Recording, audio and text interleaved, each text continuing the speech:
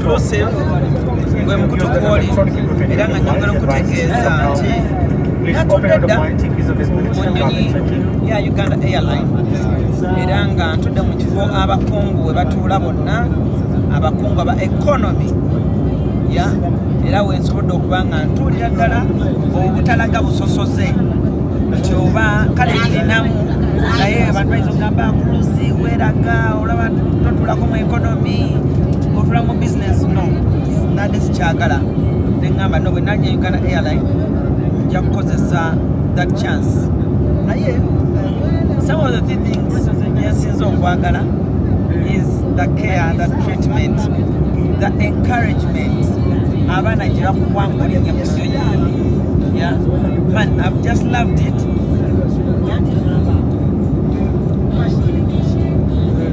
It has been dope. Yeah, nekirala twagala ennyo ebyaffe. Let's love our country. Let's love our things. Nga bannayuganda, yeah. Okwasa Uganda Airline lwaki towulira mirembe kuba yaffe. So n'ensonga eyo njagala okubategeeza nti Mr. Handsome rocking in Uganda Airlines, then who are you to not bagamba batya obuta rockingira mu Uganda Airlines? So I'm having fun, yeah, but believe me, it's the best experience I've got so far. Uganda Airline.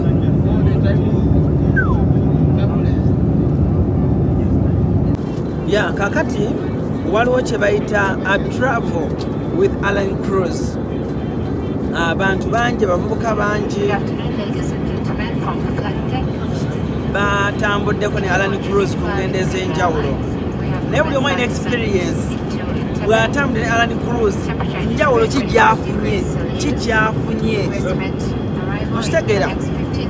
So olunaku olwaleero tuli ku cruise exclusive era nga nyongera obbategeeza kambaye bumwana mulenzi ababuulire okutambulako ne Alan Cruise kiba kitya the vapor amaanyi ago sebo obuuza kuba tulaba ku cruise exclusive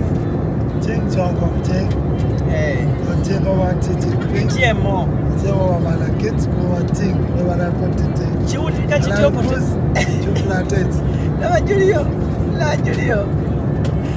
kiwulirika kityo okutambulako ne Alan Cruise ku flight yemu kyamuwendo kyamaanyi nabeera mu kavuyo okuseka kufa kulya kufa kusumbuwa bwebityo ebimu byebikudifininga plan.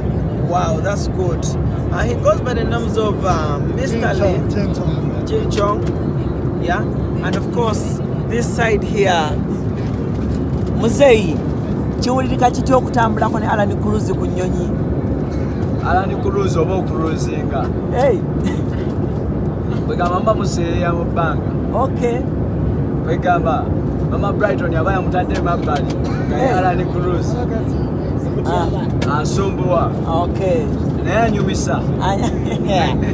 Yeah, byembagamba by the way. Abaana muno beetala.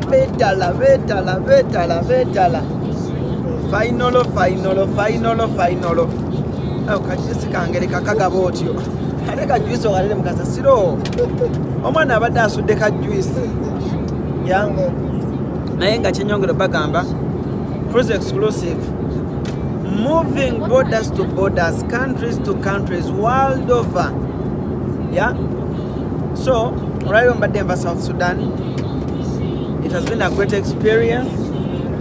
Owaye kirabika kitya era kikulika kitya okutambulako ku flight ne Alan Cruise? Bannaye ekigambo kya Alan Cruise engeri gyatambula ennyo mu Europe otambula nnyo mu Bawarabu kibadde fantabulous. Ero katokubaye kubanga kyekoze